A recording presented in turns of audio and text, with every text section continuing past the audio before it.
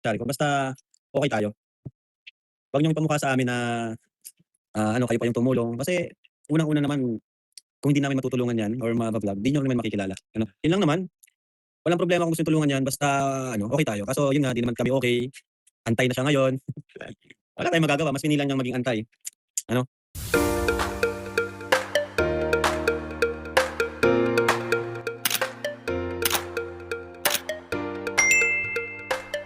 Isang mapagpalang araw po sa ating lahat. Magandang araw at gabi po dyan sa mga silent viewers at mga solid supporters.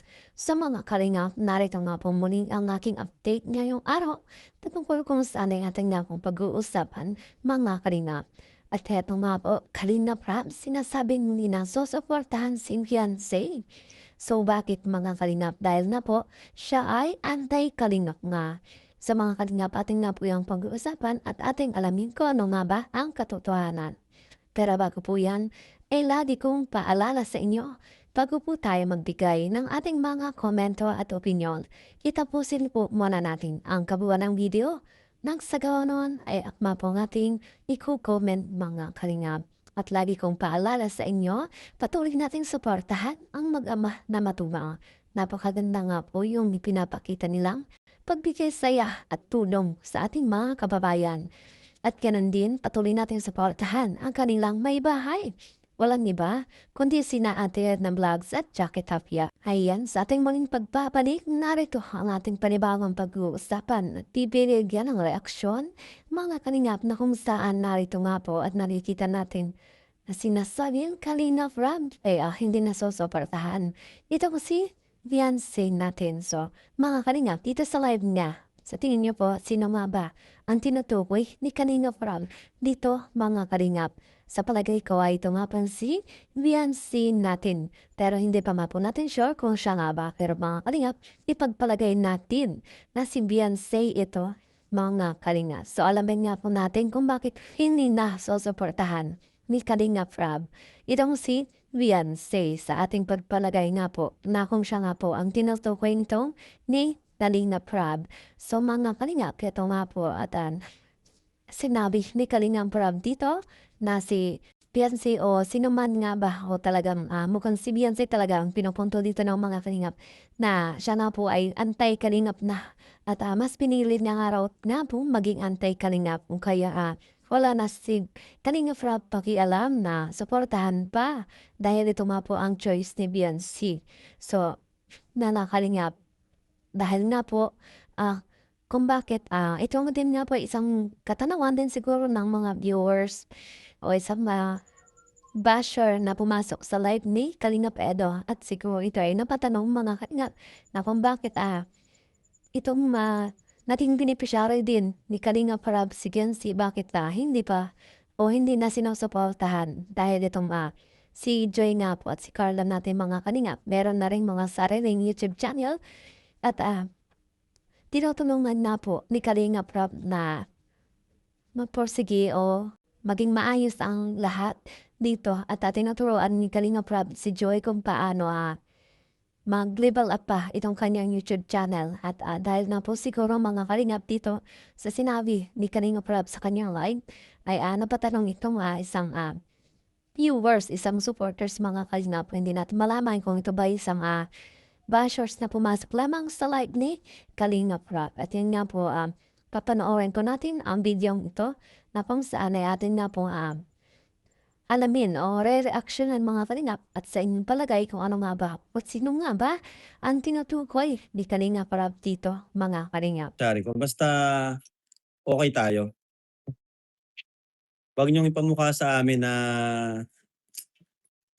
kayo pa yung tumulong kasi unang-una naman kung hindi namin matutulungan 'yan or mava-vlog, 'di niyo naman makikilala, ano. Yun lang naman, walang problema kung gusto niyong tulungan 'yan basta okey tayo. Kaso yun nga, 'di naman kami okey, antay na siya ngayon. Wala tayong magagawa, mas pinili lang niyang maging antay, ano.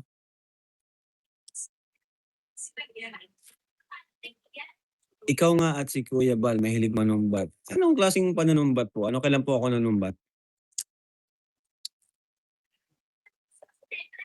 Ayan. Tayo po hindi po tayo nanunumbat ano, may mga pagkakataon lang na sinasagot natin yung mga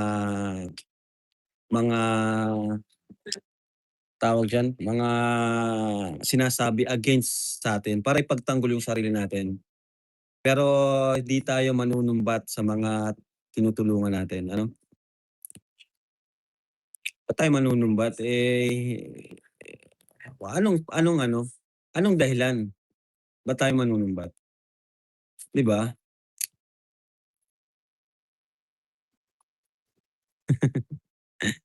May mga pagkakataon lang naman kasi minsan nasasabi natin yung mga bagay na mga nagawa natin kapag may nasasabi against sa atin 'no. Kumbaga pinagtatanggol lang natin sarili natin, pero mga beneficiaries natin di man natin sinusumbatan. Example si Carla, si Joy, nanumbat ba tayo sa kanila? Sige nga.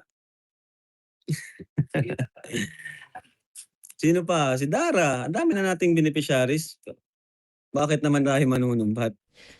So mga Kalingap, sa tingin niyo po, ano nga ba, sino nga ba ang tinutukoy ni Kalingap Rob dito sa kanyang sinasabi sa kanyang mga Kalingap? So comment lamang nga po kayo at magbigay ng inyong kanya-kanyang opinion katungkol dito mga Kalingap.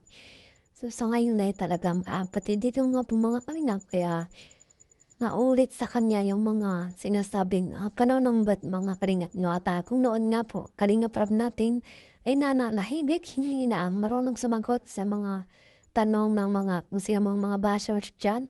Pero sa ngayon nakikita na natin mga Kalingap at magbago na nga po itong si Kalingap Rob. Nang sa ganun ay maging malinaw na rin sa lahat sa mga tao nga nagtatanong diyan at ayun nga po talagang sinasagot na ni Kalingap Rob yung mga katanungan. Lalo na nga po patungkol dito sa mga beneficiary na kung saan ay umalis sa Kalingap. At naging usapin, naging issue hanggang sa ngayon ay nandiyan pa rin mga Kalingap.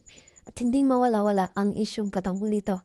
Dito nga po kay Beyonce. So yan, malaki na nga po ang pinagbago ng Kalingap ngayon dahil nga po sa mga nangyayari umano mga Kalingap na kung saan ay talagang kung noon ay makikita natin tahimik lamang ang Kalingap lalo na nga po ang founder at lalo na nga po itong si Kalingap Rob pero sa ngayon ay medyo namimiyasan na rin nga po no, lalo na yung mga bashers dyan na talagang basta-basta magsalita at hindi na alaalam kung ano ang totoo mga Kalingap. At yan nga po ang aking update ngayong araw patungkol kung saan Kalingap Rob natin ay nagsalita na nga po patungkol sa kung saan pagsuporta dito kay Beyonce. So mga Kalingap, sinasabing dahil antay na nga po ay hindi natutulungan at mas piniling maging antay Kalingap.